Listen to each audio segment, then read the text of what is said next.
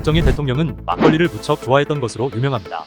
하지만 막걸리의 역사를 송두리째 바꿔버린 인물이기도 합니다. 1965년 시행된 양곡관리법 때문인데 당시 식량 부족에 시달리던 시절 박정희 정부는 쌀로 술을 만드는 것을 금지시켰습니다. 당장 먹고 죽을 쌀도 없는데 술까지 만들면 쌀이 너무 부족하다는 것이었죠. 술을 빚을 때 쌀 소비는 엄청납니다. 보통 양조장에서 사용하는 쌀은 수백 킬로에서 수천 킬로까지 소비합니다. 쌀 100kg은 성인 1000명이 먹을 양이라고 합니다. 그리고 우리가 사용하는 공깃밥의 규격도 정해지게 되는데 1976년 지정된 규격은 지름 10.5cm, 높이 6cm로 사용되다가 지난 2012년 이보다 작은 내면 지름 9.5cm, 높이 6cm 밥공기를 사용하는 곳이 많아졌다고 합니다.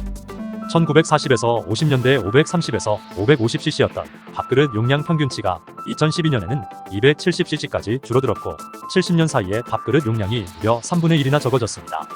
박정희 대통령의 막걸리 썰은 널리 알려져 있습니다. 어린 시절 가난한 농촌에서 자랐던 박정희는 막걸리에 대한 추억이 많았다고 합니다. 대통령이 된 후에도 막걸리에 관한 에피소드가 많은데 대통령 기록실의 자료에 따르면 박정희 대통령 보좌관들은 막걸리 통만 보면 한숨을 쉬었다고 합니다. 대통령이 보좌관들에게 저녁을 같이 먹자고 하면 어김없이 막걸리를 마셔야 해서 한숨을 쉬었다고 합니다. 또 요즘에 출시된 막사의 시초도 박정희 대통령이라고 알려져 있습니다. 털털한 막걸리에 달달하고 청량한 사이다를 섞어서 마시는 것을 그렇게 좋아했다고 합니다.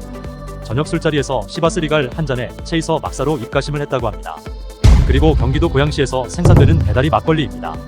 1966년 박정희 대통령이 당시 김현옥 서울시장과 주말마다 한양 골프장에서 골프 라운딩 후 돌아가던 길에 막걸리나 마시러 가자고 현재의 삼성동인 삼성리의 한 실비집으로 찾아갔다고 합니다. 여기서 처음 배다리 막걸리를 마시고 맛에 반해버렸다고 합니다. 나중에 청와대 직원이 양조장을 찾아가 각하가 당신네 막걸리가 맛있다고 하니 매주 갖다 달라 라고 요청하게 됩니다. 후에 박정희 대통령의 본격적인 배다리 막걸리 사랑이 시작됩니다. 재밌는 건 배다리 막걸리는 쌀 막걸리입니다.